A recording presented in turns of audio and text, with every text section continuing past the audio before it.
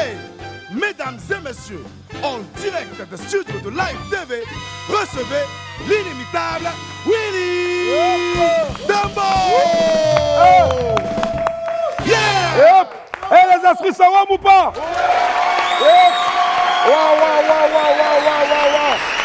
Wow! Quel plaisir de vous retrouver encore aujourd'hui. Nous sommes jeudi. Eh oui, jeudi. Et donc, entre jeudi et vendredi, c'est-à-dire le début du week-end, il n'y a qu'un petit pas seulement, quelques petites heures seulement. Et on a hâte d'arriver au week-end, n'est-ce pas? Mais avant, notez bien que pour partir de rien et réussir à se faire une place à la table des grands, il faut beaucoup de courage, de l'abnégation et surtout une force de caractère exceptionnelle. Tout au long de son parcours, celle qui va me rejoindre tout à l'heure a dû faire preuve de ses qualités. Issue d'une famille modeste, elle arrive à se hisser au sommet de l'État, alors que rien ne lui prédestinait donc un tel avenir. Tant de l'univers de l'entrepreneuriat que sur la scène politique, Elisabeth Moreno est un exemple et sa réussite sociale force à coup sûr le respect. Comment cette fille d'immigrés a-t-elle réussi à s'en sortir? Quels sont les secrets d'un tel exploit? L'ex-ministre française de l'égalité femmes-hommes, de la diversité et de l'égalité des chances sera avec moi tout à l'heure pour une émission exceptionnelle. En sa compagnie, on va retrouver Henri Dianyamé qui part aujourd'hui sur les traces de l'Ivoirien le plus sain. On en connaît un déjà, mais bon, point besoin de citer un contemporain. Voilà. En attendant donc de retrouver notre lampadaire sans ampoule à la recherche de l'homme le plus sain de notre pays, laissez-moi vous rappeler qu'il est midi, je suis Willy Dambo et né pour réussir et sur Live TV et la TNT midi, c'est mon heure, les esprits. Bienvenue! Bienvenue!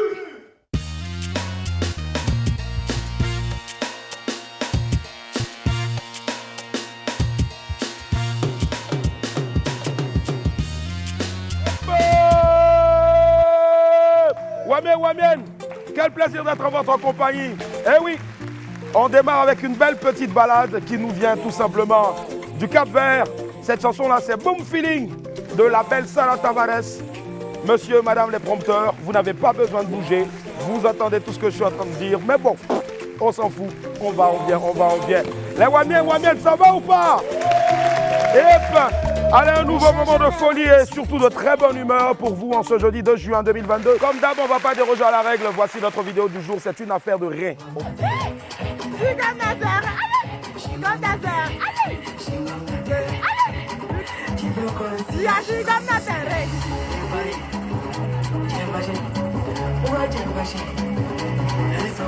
Vous savez, on a toujours un tonton comme ça dans tous les anniversaires qui est cool, qui n'a pas de problème avec quelqu'un et qui est là pour une raison banale, qui se lève et qui danse. Il est rassasié, il a bien mangé. En tout cas, franchement, le tonton, je ne pense pas que ce soit le chewing-gum qui soit en train de danser. Je pense que c'est plutôt ventre. Je ne sais pas pour vous en tout cas, mais je ne vois aucun rein bouger, mais juste le ventre au fait. Voilà, c'est ça. Tonton, va falloir vous remettre au sport, c'est important. Allez, la suite. Poursuivons l'Infobuzz avec les sportifs les mieux payés du monde entier. On va démarrer l'Infobuzz par une nouvelle très importante pour nos amis du quartier. Nous tous, on connaît cette histoire de discussion dans les quartiers d'Abidjan. Drogba est plus riche que Eto'o. Cristiano Ronaldo est plus fort que Messi. Et il a plus d'argent que Messi. Messi a plus d'argent que tous les présidents. Bon, le magazine Forbes vient de dévoiler enfin les sportifs les mieux payés de cette saison-là. Et je vous en donne ici le top 5. Ouvrez bien les oreilles. Prenez surtout des notes. En 5e place, on retrouve Stephen Curry, la star des Golden State Warriors en NBA. Franchement, je pense que ça s'applaudit, ce mec-là. Parce que moi, c'est mon kiff, quoi. Ouais, il n'y a pas que LeBron James seulement. De mai 2021 à mai 2022, le roi du 3 points a touché 89 millions d'euros, soit plus de 58 milliards 300 millions de francs CFA. Mon ami Boris travaille comme ça toute sa vie, là. Il ne va jamais gagner ça. Je te jure. À la 4e place, on a Neymar, le joueur du PSG. Malgré une saison assez compliquée, le Brésilien s'en sort avec 91 millions d'euros, soit plus de 59 milliards 600 millions de francs CFA. Hey! Bon, à la 3e place de ce classement, le Portugais Cristiano Ronaldo, la star des Red Devils de Manchester United, qui a empoché 110 millions d'euros. Ah! Bon, Cristiano, toujours les gens font palabre là, tu es fort, tu as l'argent, il faut le partager un peu. Ils sont ici, là, ils sont obligés d'aller monter dans la voiture bleue d'un tonton ici, là. Après, le gars, il est là. En 2e position, comme je le disais tantôt, LeBron James, le joueur des Lakers en NBA, qui a touché 116 millions d'euros dans la même période, soit plus de 76 milliards de francs CFA. Et à la 1re place, on a la Pulga, Léo Messi. Cette année, le petit prodige de Rosario en Argentine n'a marqué que 6 buts en Ligue 1 avec le PSG. Ça n'a pas diminué son argent, au contraire. Il a encaissé 125 millions d'euros, soit plus de 81 milliards 900 millions de francs CFA. Ouais, je m'incline. Je vous rappelle que ce sont là leurs gains pour la période allant seulement de mai 2021 à mai 2022. Sinon, avant, il y avait gain. Il y aura toujours gain. Ouais, les gens là ont vraiment l'argent. Bon, les amis, on a fini de s'affairer sur les milliards de gens ici. Là, je pense qu'on va avancer avant d'avoir mal à la tête. Parce que là où moi je suis assis ici, là, même l'argent de mon placali de midi n'est même pas encore arrivé au complet. On poursuit avec Hyacinthe Ounsoun. Je peux dire félicitations. On poursuit. Hyacinthe, allez Hyacinthe, on poursuit l'infobuzz avec une grande fierté pour le cinéma ivoirien et en particulier pour nous ici à Live TV. Le cinéaste Hyacinthe Ounsoun, directeur d'exploitation audiovisuelle ici même à Live TV, a été reçu le mardi 31 mai dernier par le président de la République de Côte d'Ivoire, Alassane Ouattara. Le réalisateur a été distingué du prix d'excellence catégorie cinéma et arts visuels. C'est tout heureux que l'homme en tout cas de cinéma a annoncé la bonne nouvelle sur sa page Facebook. Il a profité de l'occasion pour remercier le chef de l'État et tous ses collaborateurs. Félicitations encore à Hyacinthe Ounsoun et surtout bonne continuation et à très bientôt pour un prochain chef-d'œuvre cinématographique. On file tout de suite maintenant vers le 12h chrono.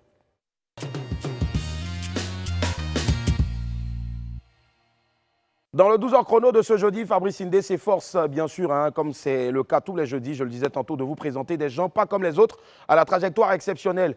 Aujourd'hui, il nous présente Kone Siaka, un styliste pas comme, qui exerce son activité malgré son gros handicap. Regardez.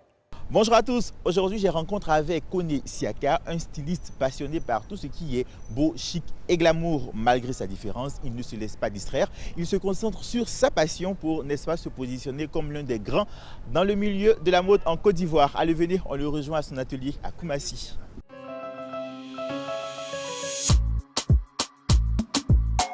Ah, on a notre styliste qui est juste là. Bonjour Siaka. Bonjour. La mode et lui ne forment plus qu'un. Il vit, respire et existe que par le style. Son esprit est toujours à la recherche d'originalité pour confectionner des tenues qui se distinguent. Cet après-midi, il termine la couture d'une robe. Ça, c'est une belle robe de princesse. Et ça, c'est le type de vêtements que tu as l'habitude de faire. Oui. Petit, le virus de la mode lui est transmis par son père, lui-même couturier. J'ai passé en 2002 en apprentissage. J'ai fait 3 ans de formation. Après 3 ans, je travaille à mon propre compte maintenant. Siaka est atteint d'un handicap aux membres supérieurs. Cela ne l'a pas empêché de vivre sa passion et de se perfectionner dans la mode. Tu peux nous montrer quelques-unes des tenues que tu as déjà faites? La veste, tu es là.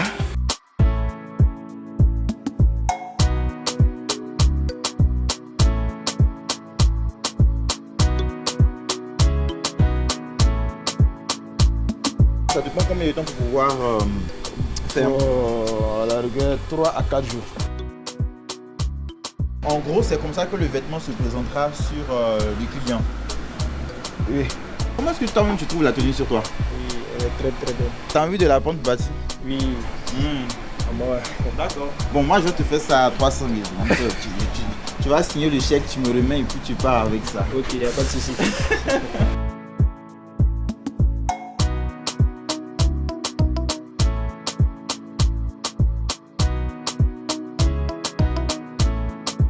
Souvent, c'est le modèle qui sont déjà faits.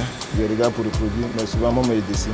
Aujourd'hui, il consacre le clair de son temps à la formation des plus jeunes pour transmettre son savoir à une autre génération. Ça fait combien de temps que tu es ici? Presque 1 an. D'accord, presque 1 an. Et qu'est-ce que tu apprends à faire? Les maxis, les robes, les habits décolletés aussi. C'est pas facile, mais ça va aller. Siaka se veut être le témoin vivant de l'adage qui dit « à cœur vaillant, rien n'est possible ». Waouh, je pense qu'il faut applaudir ce monsieur-là parce que franchement, Kone Siaka, bravo. C'est une image assez forte. C'est vrai qu'on peut vivre avec un handicap, mais cela ne doit aucunement nous empêcher de vivre positivement dans la tête. Mon handicap, c'est celui-là, mais il ne m'empêche pas de vivre ici tous les midis, de venir ici sans cheveux pour travailler, n'est-ce pas? Parce que je ne cesserai jamais de le dire, le problème, ce n'est pas d'être chauve. Le problème, c'est que quand tu es chauve, quand tu laves ton visage, tu sais juste par où ça finit. On va poursuivre rapidement, on marque une pause alimentaire, on se retrouve dans quelques instants. À tout à l'heure. Nous sommes de retour sur le plateau du WAM, les esprits. Je vais vous demander de vous ovationner très fort Et on est content en tout cas d'être avec vous aujourd'hui. Nous sommes le jeudi 2 juin 2022. Dans quelques instants seulement, on va recevoir notre ami du midi, Jingle.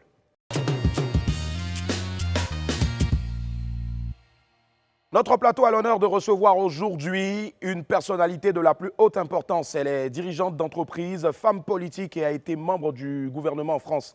Les esprits, accueillons-nous s'il vous plaît comme il se doit. Préparons-nous à accueillir Madame Elisabeth Moreno.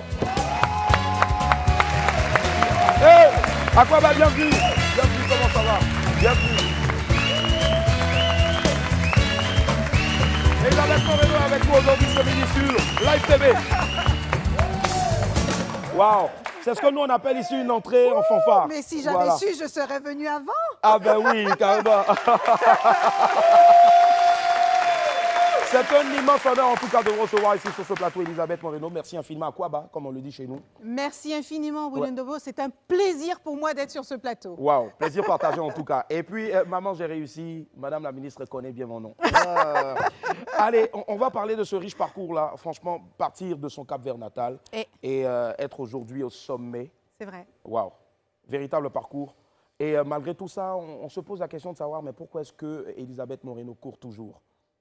Je cours toujours parce que la vie mérite qu'on l'embrasse dans son entièreté. Ouais. Et je crois que tant qu'on est en vie, il faut continuer de courir. Il n'y a rien de pire que de s'arrêter de marcher ou de courir.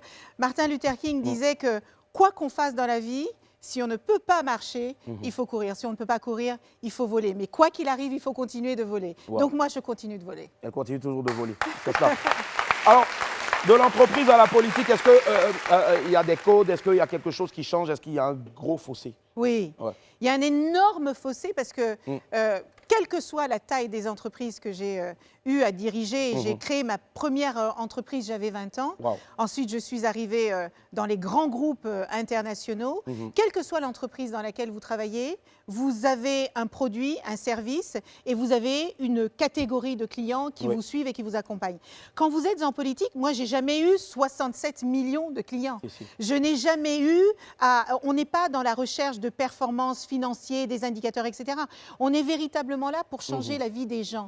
Et sur les sujets que j'ai eu à traiter, j'ai été en charge de l'égalité entre les femmes et les hommes, j'ai été en charge de la diversité, de l'égalité des chances. Si vous ne prenez pas les bonnes décisions, si vous ne travaillez pas sur les bonnes politiques, c'est la vie des gens qui peut s'effondrer. Ce sont des femmes qui sont assassinées par leur conjoint ou leur ex-conjoint, ce sont des enfants qui sont en souffrance parce qu'ils vivent dans un foyer où il y a de la violence, ce sont les personnes issues de la diversité qui ne trouvent pas leur place dans la société parce que leur couleur de peau, parce que leur patronyme, parce que leur origine sociale, parce que leur handicap. Et puis l'égalité des chances, qu'est-ce qu'il y a si on ne donne pas la chance à tous les enfants de France de réussir? C'est tout le pays qui va en souffrir. Si ma mémoire est bonne, entre 2020 et puis 2022, vous occupez donc le poste de ministre, si je ne m'abuse, c'est tellement long, mais je vais essayer de ne pas me gourer.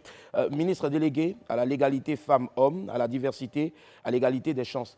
Moi, je pense que est-ce que c'est pas peut-être, vous n'étiez pas prédestiné à ça, parce que déjà très tôt, aîné d'une famille de 7 enfants, vous avez déjà rapidement pris le taureau par les cornes. Vous avez tellement raison, Willy. En fait, moi, j'ai réalisé, quand je suis rentrée en politique, j'ai réalisé que j'avais fait de la politique toute ma vie. Parce que la politique, c'est l'intérêt général, c'est le collectif, c'est faire avancer un pays. Et moi, j'ai fait avancer mes petits frères et sœurs. J'ai commencé avec eux puisque j'étais l'aînée de la famille. Et puis ensuite, je suis rentrée dans le monde de l'entreprise. Quand vous avez un leadership dans une entreprise, vous avez une vision, vous avez un projet et vous devez faire en sorte que tout le monde avance avec vous. Et puis, j'ai toujours été dans le monde associatif. Dès que je suis sortie, même dès que je suis rentrée en faculté, j'ai créé des associations pour aider les femmes qui étaient en difficulté. J'ai créé des associations pour aider les jeunes issus de la diversité, justement, qui ne savaient pas faire leur CV, qui ne savaient pas se préparer pour un entretien de recrutement, qui ne connaissaient pas les codes de l'entreprise. Donc, finalement, j'ai toujours été en lien avec l'autre et j'ai considéré que j'avais eu la chance de réussir, pas que de la chance, de la chance et du travail, et que la réussite n'a de sens que quand elle est partagée, que quand elle est portée collectivement. Et donc, j'ai eu envie de partager ce que moi, j'avais reçu et finalement, que je devienne ministre, certains de mes amis et de ma famille m'ont dit mais c'était une évidence. Moi, je ne pensais jamais que je ferais de la politique. Mais pour eux, c'était une évidence parce que j'ai toujours été tournée vers l'autre. Je me pose la question de savoir, est-ce qu'aujourd'hui, la femme doit toujours se battre? Oui. Ouais. Ah oui. Vous savez, en juillet 2020, le président de la République, Emmanuel Macron, a voulu organiser le Forum Génération Égalité. C'était 26 ans après le Forum de Pékin, qui avait parlé de la condition des femmes dans le monde. C'est-à-dire qu'on a attendu 26 ans pour parler à nouveau de la condition des femmes. Wow. Et on s'est rendu compte, il y a plus de 70 pays qui ont participé, il n'y a aucun pays dans le monde, Willy, pas un seul pays qui traite ces garçons et ces hommes comme ils traitent ces filles et ces femmes.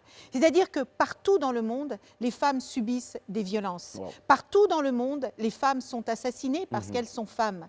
Partout dans le monde, il y a des hommes qui, quand leur femme leur dit « je m'en vais », comme ils considèrent que ce sont leurs objets, ils préfèrent les tuer plutôt que les laisser partir. Partout dans le monde, il y a des crimes d'honneur. Tu as regardé le garçon là, viens, tu vas voir ce qui va t'arriver. En fait, il y a les mutilations sexuelles féminines. Il y a, en fait, comme si nous, les femmes, on était nées pour souffrir. Il y a des inégalités liées au monde économique. Vous pouvez faire les plus belles études du monde, vous pouvez avoir les meilleurs diplômes du monde, mais parce que vous êtes une femme, vous serez moins considérée, vous serez moins respectée, vous aurez plus de difficultés à trouver de l'argent pour créer votre entreprise, vous serez moins payée que les hommes. Pourquoi ? C'est ça. Pourquoi Pourquoi est-ce qu'on ne donne pas aux femmes la même dignité, le même respect et la même considération qu'on donne aux hommes? Et là j'en connais plusieurs à la régie là-bas qui sont contentes et qui sont en train d'applaudir en même temps. Parce que notre réalisatrice, ben voilà, c'est Eliane Labo. Elle est toute heureuse d'entendre ce beau discours là, franchement, qui magnifie la femme. Mais moi, je vais demander à Madame la ministre, les femmes aussi, là, souvent, elles n'ont qu'à arrêter de nous fatiguer. Elles nous donnent trop le goumé-goumé. Goumé-goumé, c'est chagrin d'amour. Moi, il y en a une, là, elle m'a laissé comme ça, je ne sais pas. Je comprends, Willy, mais il y en aura toujours une autre pour vous consoler. Eh, Seigneur. Toi, tu m'as laissé. Non. Tu as entendu? Non, ce que je veux dire, vous savez, moi, je crois que lutter pour l'égalité des femmes, ce n'est pas lutter contre les hommes. Il faut donner sa place à chacun. Or, aujourd'hui, ce qu'on sait, c'est que cette place, elle est déséquilibrée. Si tu es à table avec ta fille et ton garçon, tu ne vas pas dire à ta fille, va faire la vaisselle pendant que je parle politique avec ton garçon. Ce n'est pas normal. Il faut que tu donnes aux deux les moyens de réussir. Il faut que tu expliques à ta fille que ça n'est pas parce que c'est une fille qu'il y a une place prédestinée pour elle et qu'il y a une place prédestinée pour le garçon. Chacun doit pouvoir réussir indépendamment de son sexe. Ça n'a rien à voir. Ça n'a rien à voir. Et le respect, parce que, pardon, hein, je ne suis pas naïve, je ne dis pas que toutes les femmes sont des saintes, évidemment.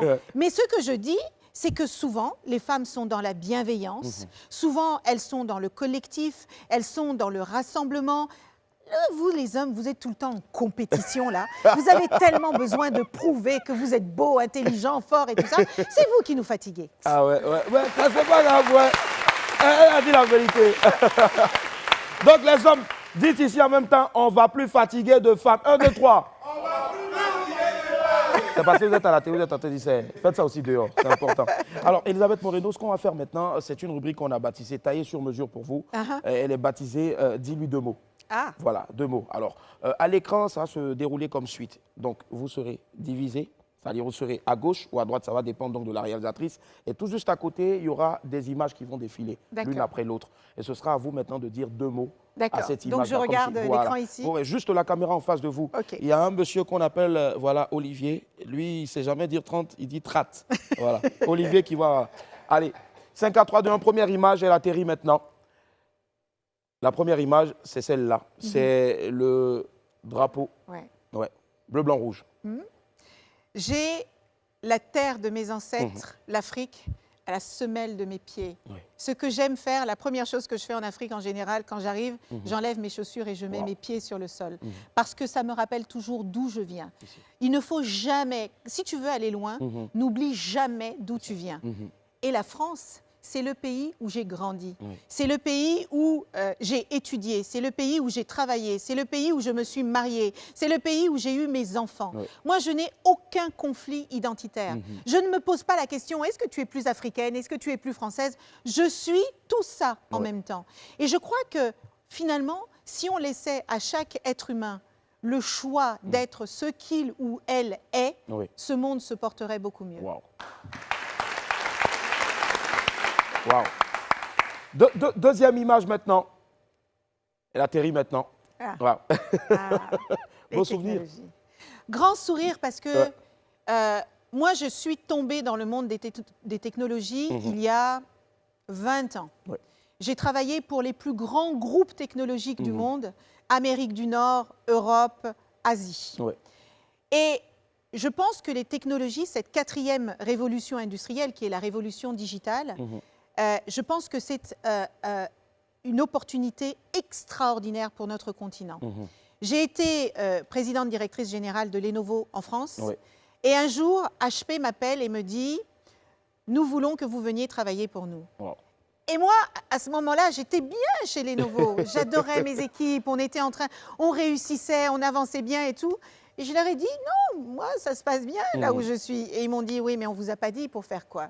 J'ai dit, pour faire quoi? Pour diriger les 54 pays du continent africain. Seigneur. Mais je vous Et là, sur le champ.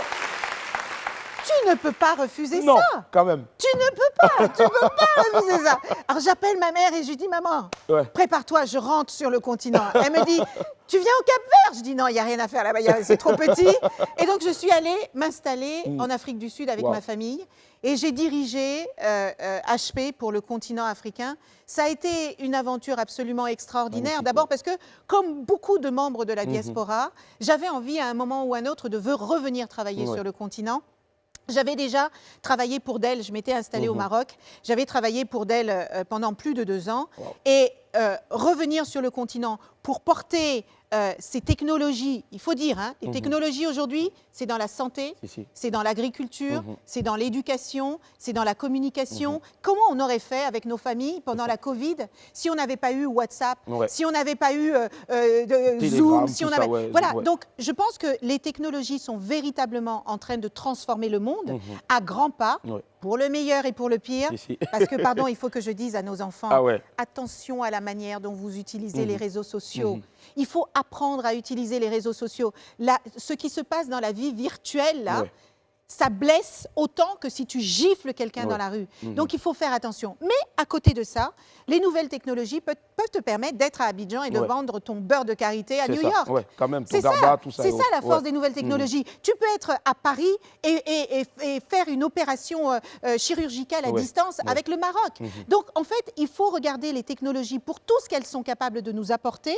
Elles sont beaucoup plus accessibles. Le continent africain a loupé la première, la deuxième et la troisième révolution industrielle. On ne peut pas louper la quatrième révolution industrielle. Notre jeunesse a besoin de ça.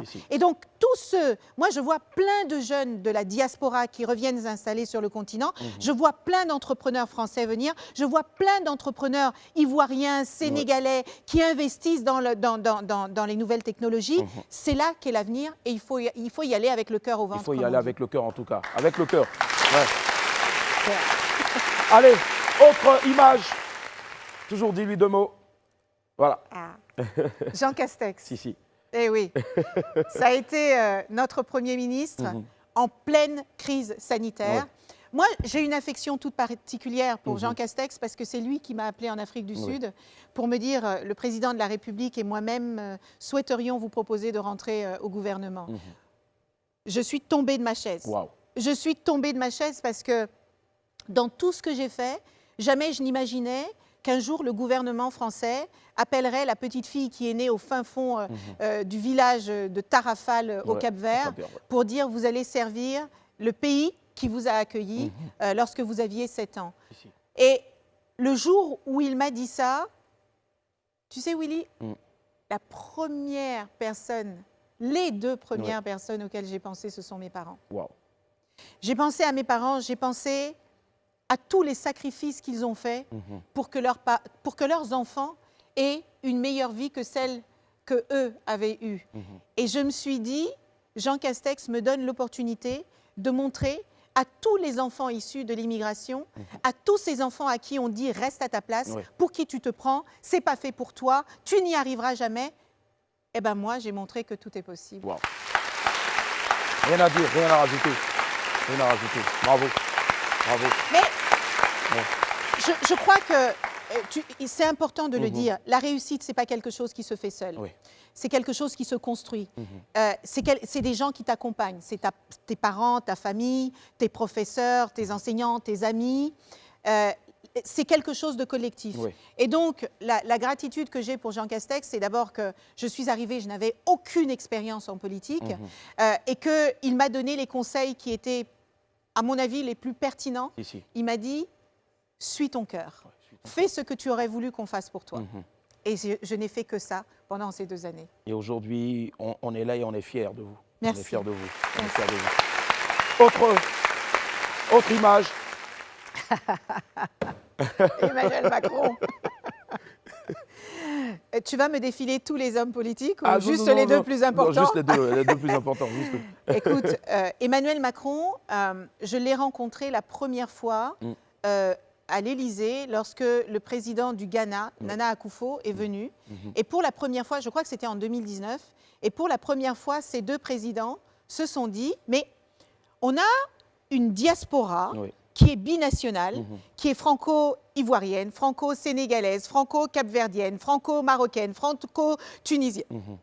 On a ces gens qui ont une double nationalité, qui participent au développement de notre pays, en France, et qui participent aussi, et qui ont envie de participer au pays de leurs ancêtres, au pays de leurs parents.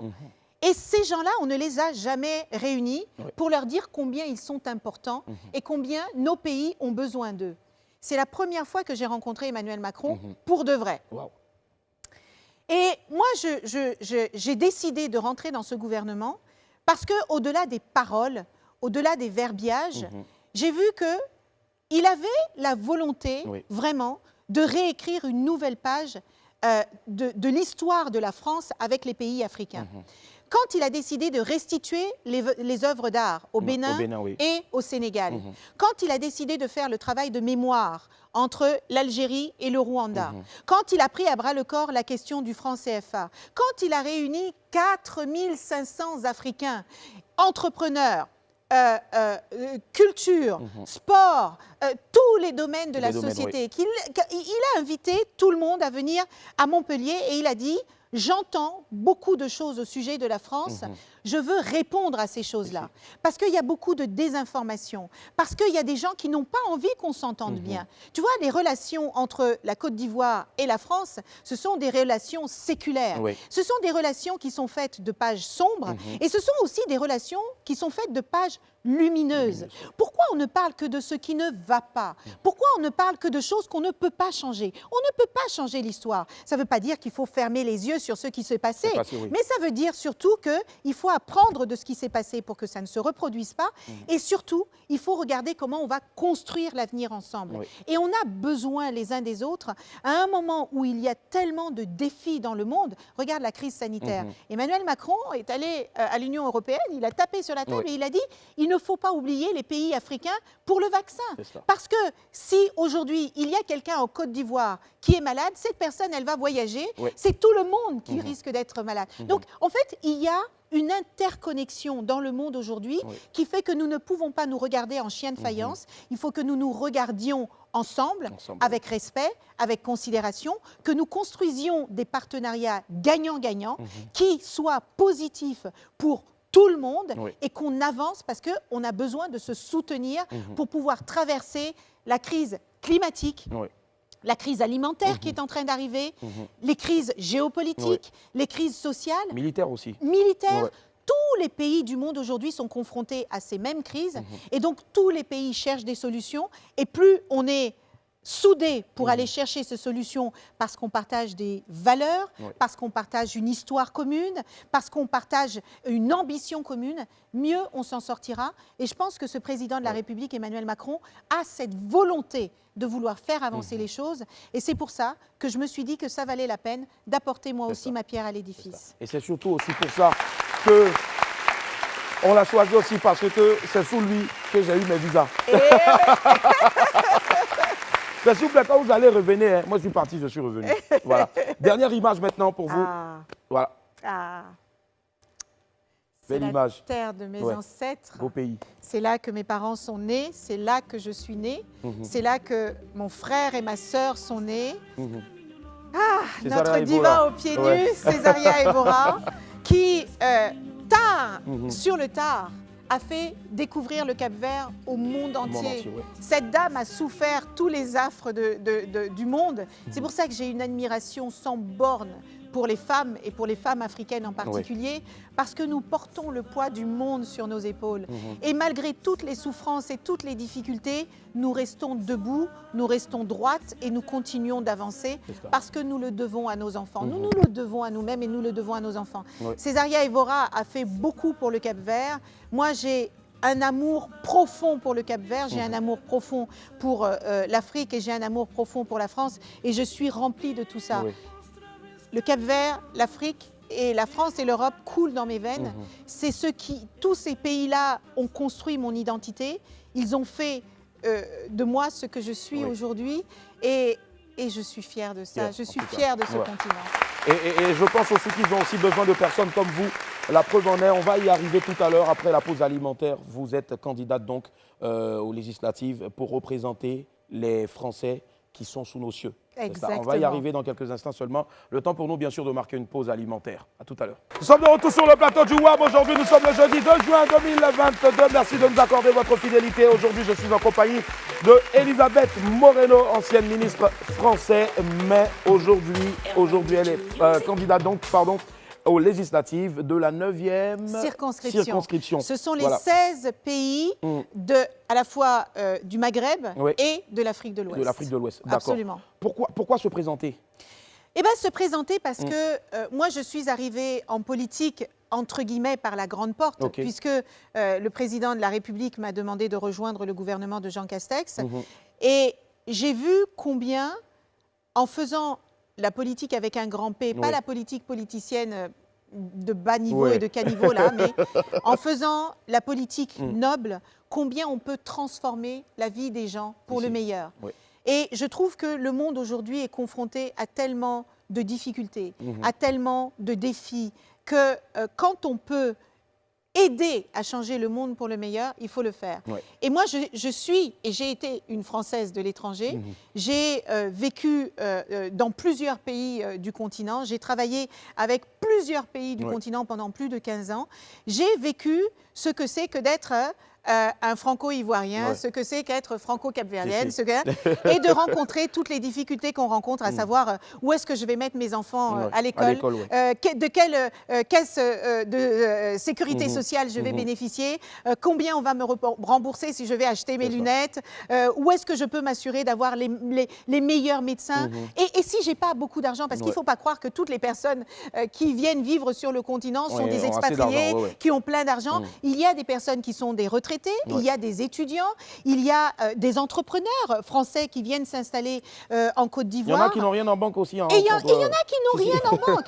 Donc, il ne faut pas penser à ces gens-là que comme des gens richissimes qui n'ont pas de problème dans leur vie. Et donc, moi, ce que je me dis, c'est puisque j'ai vécu cette expérience-là, puisque je connais le quotidien de ces gens-là et que je sais les difficultés auxquelles ils sont confrontés au quotidien, autant mettre mon expérience de femme politique à leur service, de femmes de la société civile, de femmes du monde associatif à leur service, puisque j'ai la chance d'avoir travaillé avec Emmanuel Macron, avec Jean Castex, aujourd'hui Elisabeth Borne, avec les membres du gouvernement, avec les grandes administrations françaises, et puisque j'ai travaillé aussi beaucoup avec les institutions africaines, j'ai la chance de pouvoir créer un pont entre les deux rives de la Méditerranée et de chercher des solutions à toutes ces problématiques que les Français ou les Franco-Ivoiriens rencontrent. Vous avez eu même la chance de rencontrer notre première dame. Absolument. Notre première dame qui est la première dame est franco-ivoirienne. Oui, oui. Et donc, ça me paraissait naturel d'aller lui rendre les hommages qui s'imposent. Et puis, moi, ce qui m'intéresse, je l'ai rencontrée elle, mais j'ai aussi rencontré des enseignants, j'ai rencontré des médecins, j'ai rencontré des entrepreneurs, j'ai rencontré des jeunes, j'ai rencontré des retraités, parce que c'est toute cette catégorie de personnes qu'il faut écouter pour comprendre les difficultés auxquelles ils sont confrontés et pouvoir apporter les meilleures solutions. Et même hier, mercredi, vous étiez donc à une conférence avec plusieurs personnalités aussi, notamment donc des chefs d'entreprise, voilà, chefs des femmes chefs d'entreprise. Je pense que ça s'affiche là à l'écran aussi d'ailleurs. Voilà, c'était hier mercredi. Hier mercredi, voilà. Absolument. Et on sent vraiment cet attachement fort là donc à l'Afrique, à tout ce qui touche les Français de l'extérieur. On a parlé entrepreneuriat, on a parlé jeunesse, on a parlé partenariat femmes entre surtout aussi. Et femmes, mais bien sûr. Moi, je crois que si on donne la possibilité aux femmes d'entreprendre, parce que d'ici, aujourd'hui, 60% de la population africaine a moins de 25 ans. 60%. Et d'ici 2050, 35% de la population mondiale sera africaine. 35%. Soit on considère ça comme un atout extraordinaire. Si on éduque, si on forme et si on donne à cette jeunesse la possibilité de prendre son destin en main, parce que l'État ne pourra pas employer tous ces jeunes. Il n'y a pas suffisamment d'entreprises pour accompagner, pour recruter tous ces jeunes. Donc, il faut leur donner les moyens de s'émanciper seuls et de réussir, de créer leur entreprise. Et le continent africain, c'est merveilleux parce qu'il y a encore tellement de choses à créer, à développer. J'ai rencontré hier aussi un entrepreneur français qui est marié avec une Ivoirienne, qui est née en France. Ils sont revenus s'installer tous les deux ici et ils sont en train d'importer des voitures électriques. Pourquoi? Parce que les problématiques de l'environnement et du climat, ils concernent le monde entier, y compris notre continent. Donc toutes les solutions que nous allons trouver, et j'ai rencontré aussi évidemment ce jeune absolument, Dani, il est en train de chercher des solutions. Il voudrait que tout le monde fasse du vélo pour qu'on arrête de polluer. Andy Costa, l'homme vert, qui m'a offert un vélo électrique. Il est extraordinaire.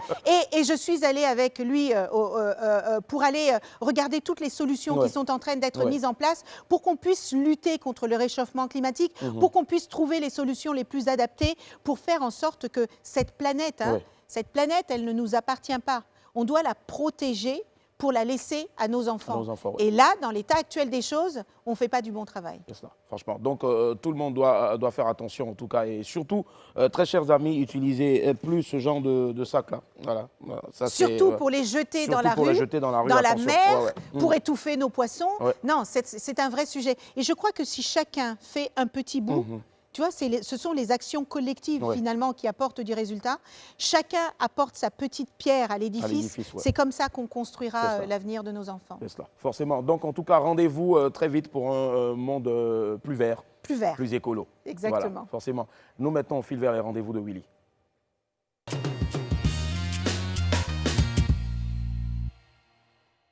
Fini les ennuis pour lui au Cameroun. Notre très cher KS Bloom et tout son staff sont de retour au pays. Certains affirment donc que c'est lui le petit Jésus ivoirien. Voilà. Est-ce que c'est vrai? On parle d'un petit Jésus ivoirien ici. Est-ce que c'est vrai en tout cas? Pouvons-nous affirmer que le jeune rappeur est l'homme le plus sain du pays ou est-ce qu'il existe un autre Ivoirien encore plus sain que lui? C'est dans le Wanted de ce jeudi avec Henri Dianyamé qui est allé à la recherche de l'Ivoirien le plus sain. Suivons ensemble.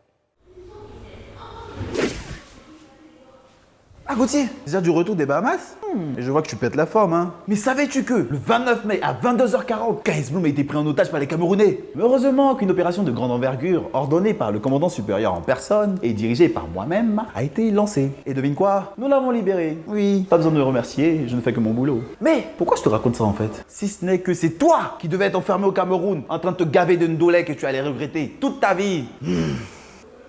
C'est quoi ça? Ah, un chapeau des Bahamas. Joli.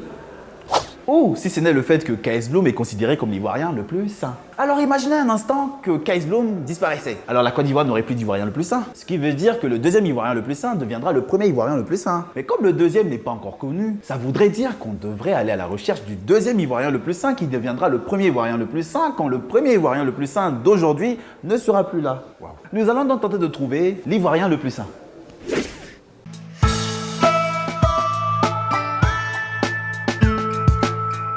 Mon micro, mon cache-nez et je suis bon.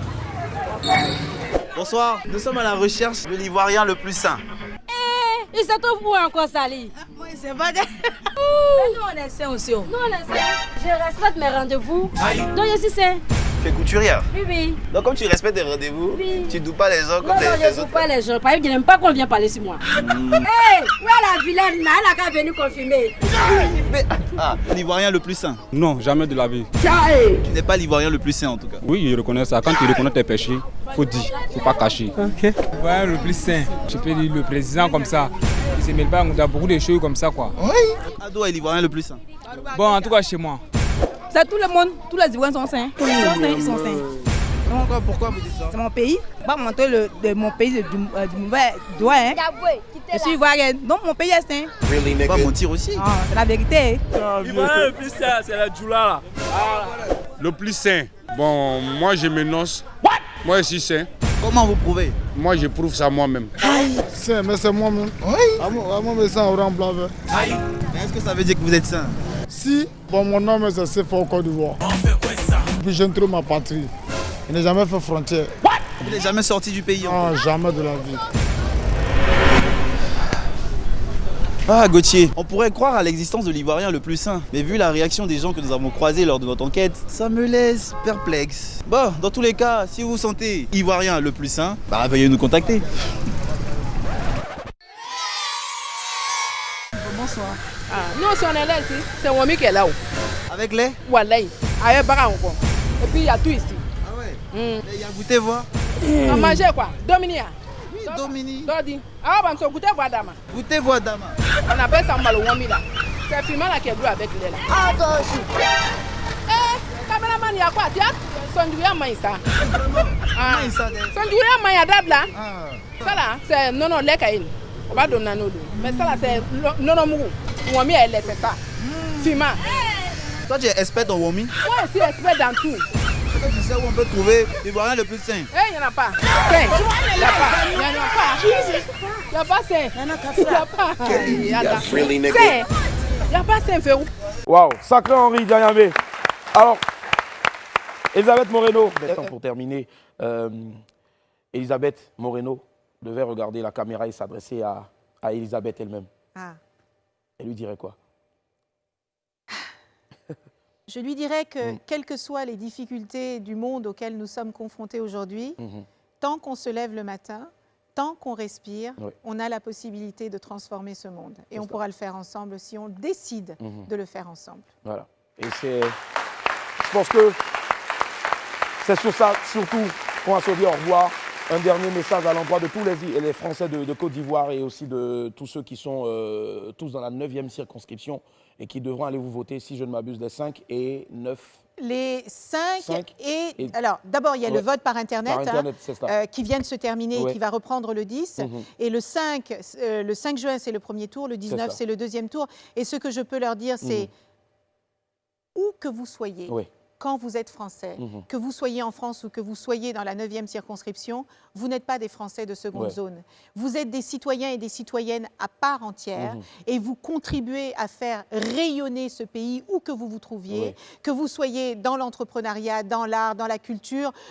On vous doit le meilleur et vous devez être fiers d'être ce que vous êtes. Et moi, je me battrai pour que les Français de l'étranger soient reconnus pour toute la contribution qu'ils apportent, non seulement à la France, mais aussi au pays dans lequel ils vivent. Et on espère en tout cas qu'au soir de ces élections-là, comme cela a été à chaque but de l'équipe de France, qu'on vous célébrera avec ça. Biaou. C'est sur ça qu'on va se dire au revoir. En tout cas, on était très heureux d'être en votre compagnie. Elisabeth Moreno, revenez quand vous voulez. Merci du fond du cœur. Merci infiniment. Merci beaucoup. Merci infiniment. Nous, on va vous dire tout simplement au revoir et puis restez connectés dans quelques instants, seulement le 12h45 présenté par Jean-Marc Seka. Et puis sortez couverts, n'oubliez surtout pas, en haut et en bas. Bye, Dieu vous garde. Au revoir.